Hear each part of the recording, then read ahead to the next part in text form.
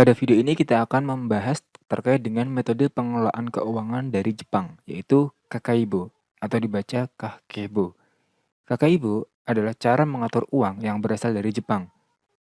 Metode ini sudah digunakan selama lebih dari 100 tahun dan ternyata hal ini terbukti mampu membuat banyak orang mengatur keuangan mereka dengan baik. Dengan Kakeibo ini, kita bisa belajar mencatat pengeluaran, mengatur uang dengan tepat, dan membiasakan diri menabung secara teratur. Daripada mencari uang lebih banyak, lebih baik mengelola uang yang ada. Itu pesannya. Apa itu Kakeibo? Asal-usulnya, Kakeibo ini diciptakan oleh Hani Motoko, pionir jurnalis wanita Jepang pada tahun 1904. Berarti sekitar 100 tahun yang lalu. Sebagai solusi praktis untuk mengelola keuangan rumah tangga di era modernisasi Jepang. Walaupun ini rumah tangga, tapi nanti dalam implementasinya kita bisa terapkan dalam kehidupan sehari-hari kita, khususnya bagi pelajar ataupun mahasiswa, ataupun bahkan yang telah bekerja. Makna Kakeibo. Kakeibo atau Kakeibo ini dalam bahasa Jepang berarti buku catatan keuangan rumah tangga. Sebuah alat sederhana yang dibilang powerful untuk mengelola keuangan sehari-hari. Apa tujuan utamanya? Tujuan utamanya adalah membantu mencatat dan melacak setiap aliran keuangan secara manual dan mindful, kesadaran, sehingga kita bisa lebih bijak dalam mengelola uang dan mencapai target finansial. Nanti dalam pendapatan yang kita dapatkan, kita akan membagi pengeluaran-pengeluaran ini dalam beberapa kategori. Apa manfaatnya? Manfaatnya adalah meningkatkan kesadaran finansial dengan memahami pola pengeluaran secara mendalam, membangun kebiasaan menabung dan yang berkelanjutan, dan menciptakan hubungan yang lebih sehat dengan uang. Bagaimana kakak ibu itu bekerja? Yang pertama, mencatat pendapatan bulanan. Mulailah dengan mencatat seluruh sumber pendapatan secara detail, termasuk gaji utama, pendapatan sampingan jika ada, bonus, dan penghasilan lainnya untuk mendapatkan gambaran lengkap kondisi keuangan kita.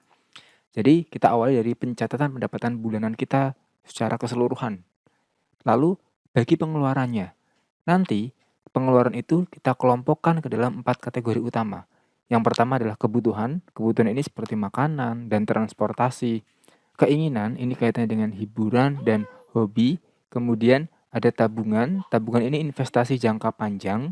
Dan juga dana cadangan. Dana cadangan ini cadangan darurat, misalnya biaya yang tidak terduga itu. Nah, setelah dicatat, kemudian dibagi pengeluaran per kategori tadi, sampai dengan selanjutnya adalah menentukan target tabungan. Tetapkan target tabungan yang realistis di awal bulan dengan menggunakan metode 10-20%. Nanti apa maksudnya? Jadi nanti dari pendapatan total kita gunakan 10-20% itu untuk tabungan kita. Tentu saja sambil mempertimbangkan tujuan finansial jangka pendek dan jangka panjang. Jangan sampai tabungan itu mengalahkan tujuan finansial jangka pendek dan jangka panjang kita. Kemudian mencatat pengeluaran harian. Nah, ini yang cukup penting. Dokumentasikan setiap pengeluaran secara rutin dan detail, sekecil apapun menggunakan buku catatan atau aplikasi untuk membangun kesadaran akan pola belanja kita. Setiap pengeluaran itu dicatat secara detail atau mungkin per hari misalnya. Nantinya ada evaluasi bulanan. Analisis menyeluruh setiap akhir bulan untuk menilai keberhasilan pencapaian target, mengidentifikasi area pemborosan, dan membuat penyesuaian strategi pengelolaan keuangan untuk bulan berikutnya.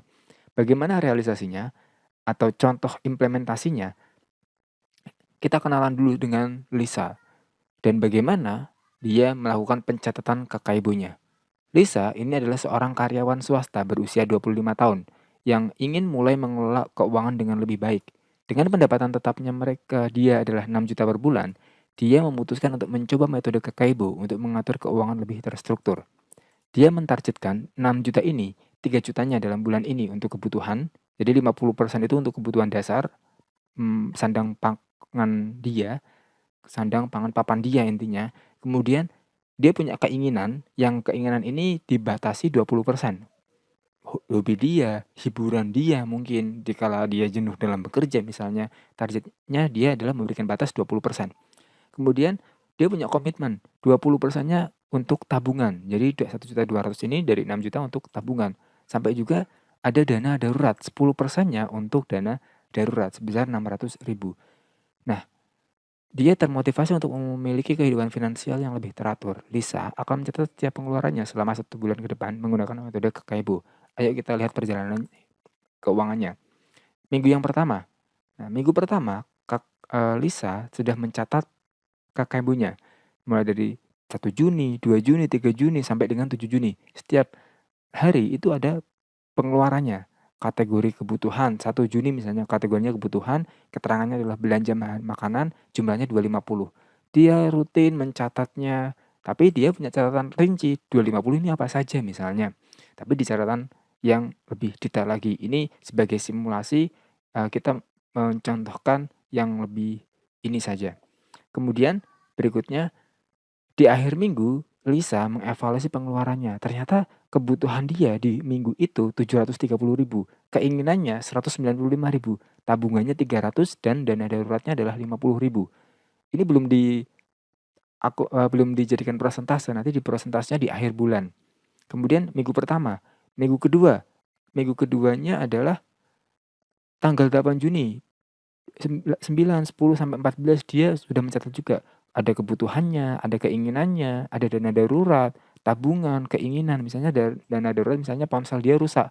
Ternyata dia perlu memperbaiki ponsel, maka masuknya dana darurat sebesar 200.000. Maka di akhir minggu kedua, Lisa itu mencatat total kebutuhan dia 690, belanja sayuran, internet, kemudian laundry, 690.000. Keinginan dia 335. Keinginan itu nonton bioskop, jadi hobi-hobi atau hiburan, beli pakaian misalnya, 335. Tabungan dia 500, ternyata dia bisa menabung 500.000. Tadi minggu pertama dia bisa menabung 300.000. Minggu kedua 500.000, dana daruratnya adalah 200.000. Minggu ketiga itu Lisa mengeluarkan minggu ketiga total kebutuhannya 40.000, total keinginan 245, tabungan 400, dan dana darurat 300. Kemudian minggu terakhir, minggu keempat, kebutuhan 730, keinginan 220, tabungan 450, dan dana darurat 150. Ini tentu persentase dari yang per minggu ini bisa Lisa kira-kira juga. Nah, ini adalah rekapitulasi pengeluaran Lisa selama bulan Juni. Mulai dari kebutuhannya 2.750.000, keinginannya 1.020.000, tabungannya 1.800.000, dan dana daruratnya 800. Ini pengeluarannya. Dan insight-nya, apa yang didapat Lisa dari bulan Juni, pola pengeluarannya itu pengeluaran kebutuhan itu cenderung stabil di kisaran 600 sampai 700.000 per minggunya. Cukup stabil.